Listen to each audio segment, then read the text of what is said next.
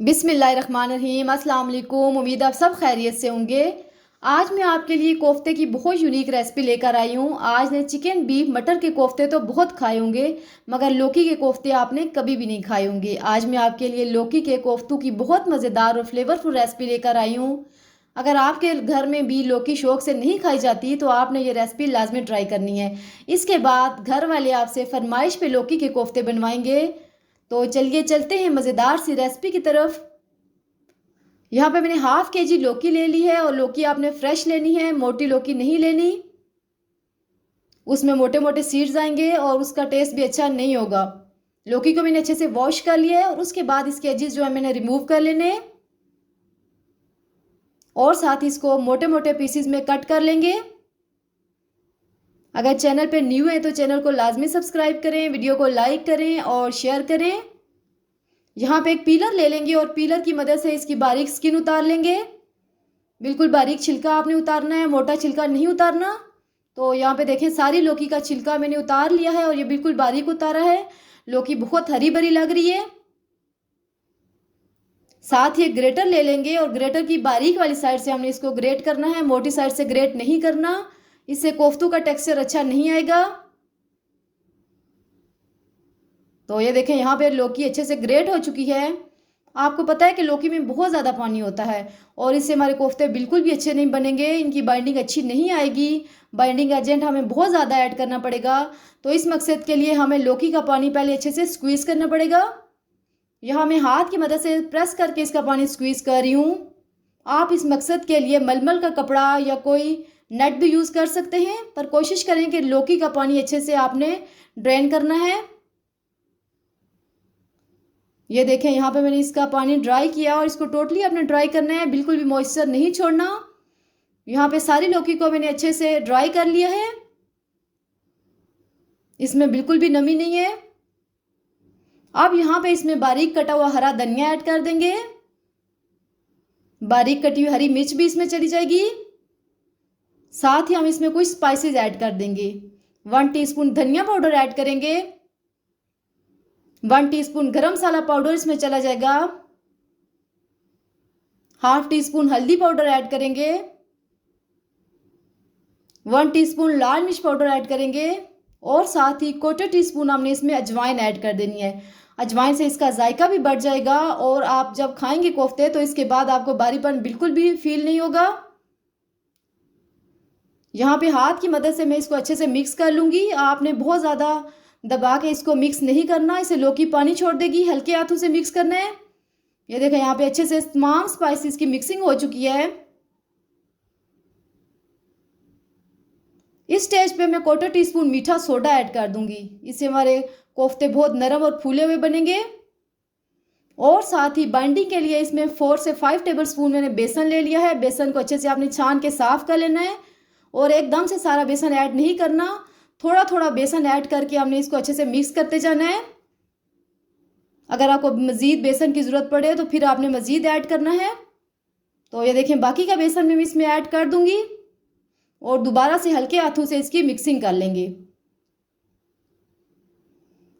ये देखें यहाँ पे अच्छे से इसकी मिक्सिंग हो चुकी है, इसकी अच्छी सी बाइंडिंग भी हो गई है। तो मज़ीद बेसन में नहीं ऐड करूँगी। अगर आपके कोफ्ते में अच्छी बाइंडिंग ना आए तो आप मज़ीद हस्बे ज़रूरत बेसन ऐड कर सकते हैं। और 1 टीस्पून इसमें नमक चला जाएगा। नमक आपने पहले नहीं ऐड करना, इसी स्टेज पे ऐड करना है, वरना आपकी लौकी बहुत ज़्यादा पानी छोड़ देगी और कोफ्ते बिल्कुल भी अच्छे नहीं बनेंगी। तो ये देखिए माशाल्लाह ज़बरदस्त हमारा मसाला यहाँ पे रेडी हो चुका है।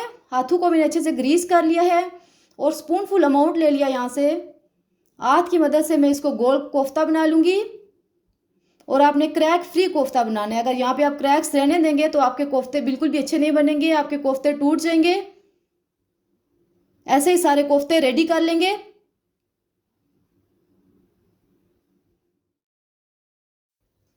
कोफ्ते बना के मैंने सारे रेडी कर लिए हैं। तो हम इनको ज़्यादा देर छोड़ेंगे नहीं, इससे ये पानी छोड़ देंगे और इनके टूटने का खदशा होगा। तो फ़ौरन हमने इनको फ्राई कर लेना है।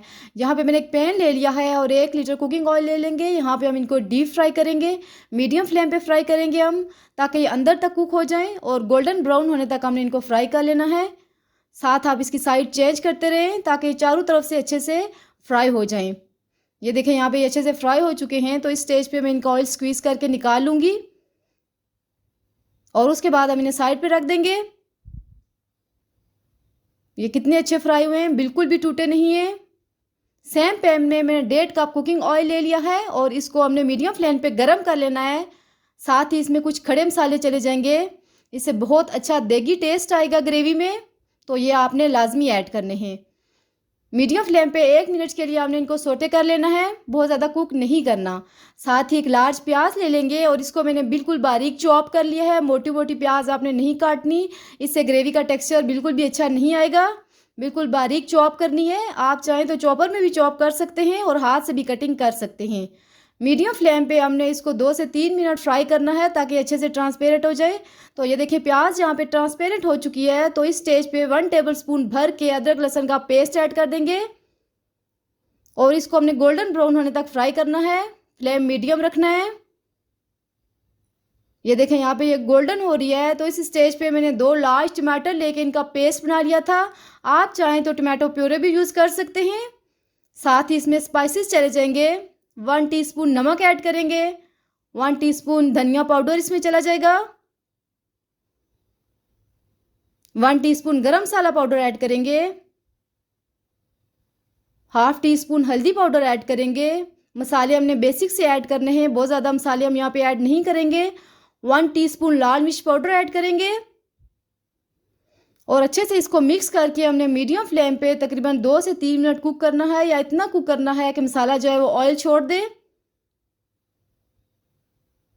ये देखिए मसाले ने यहाँ पे ऑयल छोड़ दिया है। तो मज़ीद मैं इसको 2 मिनट कुक कर लूँगी और फ्लेम आपने मीडियम रखना है ताकि मसाला जले ना, ताकि मसाला अच्छे से फ्राई हो जाए। मसाला यहाँ पे फ्राई हो चुका है। तो साथ ही जो कोफ्ते रेडी किए थे वो इसमें ऐड कर देंगे